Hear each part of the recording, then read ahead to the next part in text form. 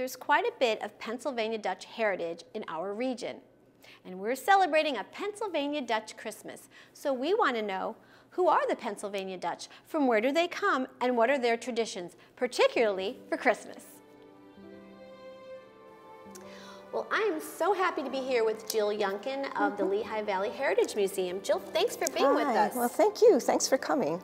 A lot of folks don't know who the Pennsylvania Dutch are and where they came from. Very interesting people, and they came from parts of Germany, also Switzerland, all along the Rhine Valley, actually, and France as well. So they were partly German, partly Dutch as well, or Swiss, and they all spoke a little bit of a different German-type dialect. So they were not a total cohesive unit and came over here to America, and that's where they really arose a ethnic identity. Initially, many Pennsylvania Dutch came to this country for the agriculture. They were farmers, and they were really good farmers too.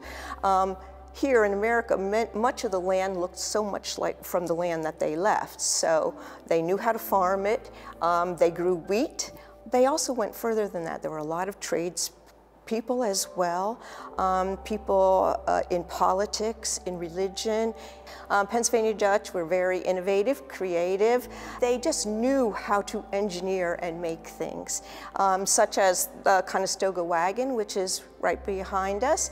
That was made by Pennsylvania, that ingenuity coming to the surface. One of the important things that many Pennsylvania German women did was to make butter. To make extra money for the family, they would take some of the butter to market. But before they did that, they had butter mold, and they would put that into the butter and brand the butter. We wanted to focus, because it's the Christmas season, a little bit about what they brought from Germany. Well, one of the wonderful traditions, at least I think so, is they brought with them the Christmas tree. And not only did they bring the Christmas tree, but they also brought decorating it. They used candles, and they used nuts, and they baked cookies and hung them on the tree, and pretzels, and so it was very much a homemade Christmas. How about some of the foods? The Pennsylvania Dutch did have turkey on Christmas Day, but they had one little addition that I'm not sure most of us do, and that was to have sauerkraut with it. And of course, then they would also have their wonderful baked goods, shoofly pie, cookies in many different cutout cookies, Lebkuchen, which is a type of cookie, but a little bit more like a cake.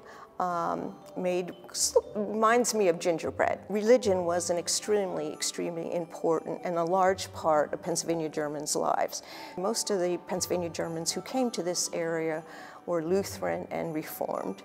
So they would often unite those two churches together so that they would have a large enough congregation and be able to actually build a church. So on Christmas, they would go to church, but it was after that that they would have more of the fun type Christmas. And that is one tradition that the Pennsylvania Dutch brought to us as well. We do give gifts at Christmas, and we can thankfully thank the Pennsylvania Dutch for that. There was the gift giver who would come on Christmas night, Christkindl. You might get some fruit, you know, very small items, maybe a pair of socks, just things like that. Some nuts might be part of that wonderful basket too, apples. That's is an interesting thing to get, because, you know, that stuff was around here, you didn't grow it. Either whether you can afford it, or as you said, the oranges were not grown in this area, so what a treat. Jill, thank you so much for having us here today. We learned so much about the Pennsylvania Dutch, and we had a great time doing it. Good. If people want to stop here at the museum, can you give us the information? Oh, absolutely. Well, this again is the Lehigh Valley Heritage Museum, and we're located at 432 West Walnut Street here in Allentown. We have a website you can check in that will keep you updated on all the things that we are doing.